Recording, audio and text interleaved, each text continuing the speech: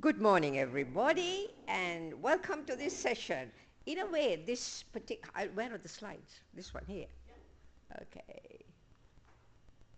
Right. The author of this paper actually is in Canada. She's Mexican, so she teaches in Mexico, and then she decided to apply the work skills development framework in Mexico. So that's the story behind this. It's a bit jumping the gun because all the workshops on WSD, if you don't mind, I'll call the acronym WSD, Work Skills Development Framework, is after this paper. So I will have to assume that you have some knowledge of the WSD. Well, if not, RSD does lead you to the Work Skills Development Framework. I am explaining a little bit. So Patricia has students in Mexico. What she did was she translated the WSD framework and the questionnaire that goes with it, which I use with my James Cook University students, into Spanish. And she used it there with the business and management students. So it was really interesting because what I would teach in James Cook University to my students was very different to what she would teach there. So she had to explain to them in a nutshell what the WSD was like and what she wanted from it. So basically, in this presentation, what I'm looking at is what is learner autonomy? Because this is what this particular research focuses on. It's part of the WSD framework. And how do we teach and assess personal autonomy across work skills at the beginning and end of the placement using the WSD framework? Now, you would have listened to the speeches about Mick Healy, for example, his keynote address. What he said was, we need to have active student participation. So one way of getting active student participation is looking at what they have to say about their placement before they start the placement, which I call pre, and after they finish. So this presentation is all about Mexican students in the Faculty of Management. What did they think? They're very different to our Australian students. Well, WIFM, as you know, is what's in it for me. So at the end, I'm going to tell you how this can be applied to your work. So that's the WIFM I'm talking about. Patricia works in the Faculty of Management at the University of, I'll try this, Guadalajara in Mexico. Now, their placements are compulsory, and it's 200 to 300 hours. The WSD framework and the student exit interview. Student exit interview is the kind of a survey or an interview we do at the beginning and at the end. Or you can conduct that survey at the end and ask them for their perceptions at the beginning, and it's a flexible survey which I have designed with my students. Now, with my, I'm sorry, I should have introduced myself. I'm from James Cook University in Townsville, North Queensland, and there I can afford the time to do face-to-face interviews. But when you have 200 to 300 students, you've got to change the methodology. So you do it with SurveyMonkey or some other kind of, electronic device. So you can adapt the survey to whatever mode that suits you. Okay, now I need to explain the WSD very quickly because otherwise this presentation won't make any sense. Students are asked to reflect on, now I think this has a laser. I'll try. There we go. They have to use reflective practice. That means they have to have a reflective journal where they would record under each of these skill facets. So the WSD, like the RSD, focuses on 6 work skill facets, which are initiative, technology, learning, self-management, problem solving, and communication. But the difference between the RSD and WSD is we apply it to work skills. So for example, when a student enters a workforce, we expect the student to be enthusiastic and querying. In other words, do some research about your placement, where you go, and what to expect from this place without just blindly stepping in.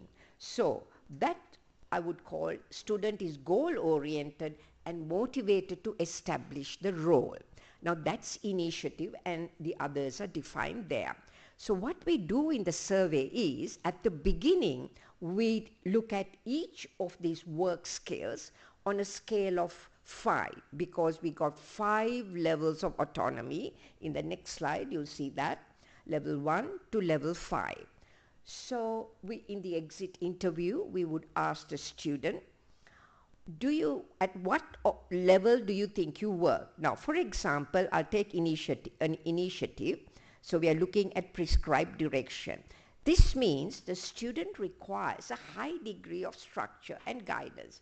He walks into the placement and then he feels, oh my God, I don't know anything about this place. So you need a lot of instruction in order to settle down, and that does not mean that the student is ignorant. He might be a high distinction student, but he's never done the placement before. So he needs a high degree of guidance, in which case he would identify himself in the pre-position, right, as requiring a high degree of assistance. Then when he finishes the placement, he might say, I'm still in level 1, because what happens with some of these students are, when they get a placement, they get shifted from one department to another. So everything is new when they go in, which means, so it depends on the placement, they remain at level 1. On the other hand, he could say, okay, I know this placement now, this is post after they finish, I still need, but I need some direction. This one means I can work independently with a limited direction. Usually we find with the pre-placement, they will identify themselves with one of these 3 levels. When they finish, depending on the placement again, they can say, okay, we can work independently, or they can say level 5 with open direction is they're able to look at the industry and say, give feedback on their position and say, this is what we would like you to do. So it is scaled from 1 to 5 depending on their autonomy. How high means a high level of direction. And if you say open direction, they have the opportunity to actually even change some of the things that they are working with. Okay, so when we completed the survey, now remember the scale is from 1 to 5. 1 is low, 5 is high. And what we did here was pre-placement, these are the levels. So for example, go back. Okay, I wanted this. In initiative, pre-placement, the average score was 2.25, so in the middle. Now, if you go down this, you will see that the highest score is in communication, which indicates with that particular group of students that communication was rated at a higher level. In other words, they were able to communicate. This is very close to being independent. Level 3. And you see a big difference when they finish the placement. Look at the change from a 2 to a 3, almost a 4, from a 2.3 to a 3.8. So you can see the differences here. Now, communication, they actually increased much more again than anything else, from a 2 to a 4.29. So what you see here is the change. This is very basic statistics, because the survey itself was done during a very short period. So this is actually a preliminary study. So you see the change here, and with the change, look at problem solving. Even though the scores are low, the biggest change, the biggest difference between pre and post was problem solving, right? So that only indicates the difference, which means that they actually applied, problem solving, or they improved most in problem solving, and least would be in 1.38 here in technology, which means, there wasn't much. Now, obviously, this is just a batch of management students in Mexico. I did this same study in 2009 at James Cook University in Australia, and strangely, technology was the one with the lowest difference, because they didn't find much difference with it. Okay, let's keep going. Right. So actually, that's the number of students that we sampled, 48. And this is what I summarized. Technology was the least, and problem solving was the maximum change. So this is some of the things that the students said. For example, they said, my boss wanted me to complete tasks first, but I did not have training. It was difficult to complete school and job. I did not eat, so I need to find time to eat. So this is right. This is what the Mexican students said, because most of them are actually working at a particular some job, and they've got transport problems and lots of problems different to ours. All this is actually highlighted in the paper. And okay, then this one is problem solving had the lowest autonomy. He says, it was early in my placement. I didn't know how to apply the job process. I found it hard. So this is where students go into a placement. But if there isn't a good mentor, if there isn't a good framework to guide them, then they actually don't know how to proceed from them, and their level of autonomy may remain at level 1. So we need mentor guidance. We need the educator to tell these students in order to improve. At the beginning of their placement, students had a very limited understanding of their role, and it was a skill they acquired through learning experience. So what I feel is, what the message that I have here is, that we need a good mentor and a good structure to assess them, like the WSD framework, which they were only exposed to at the time of the survey. Then they know what to look for, how to progress through those scales. Okay, so this is a difference of levels perceived autonomy. What we did was we graphed this in groups, right?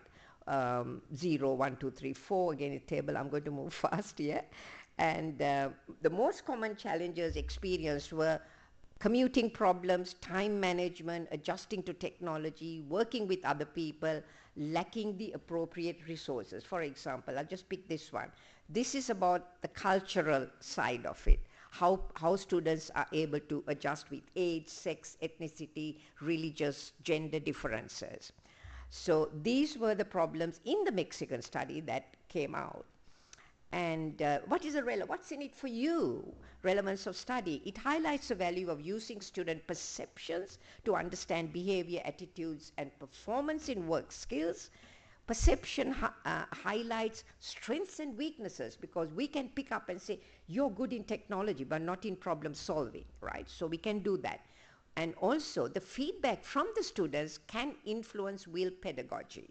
Do students become active participants, like Mick Healy said, in changing the way we teach? So we can use the WSD to change it. Educators and employers must understand why certain placements are not suitable for certain students and address these issues. Some of them go and they are asked to, for example, do administrative work. They're looking for research work, but they get chucked into administrative work.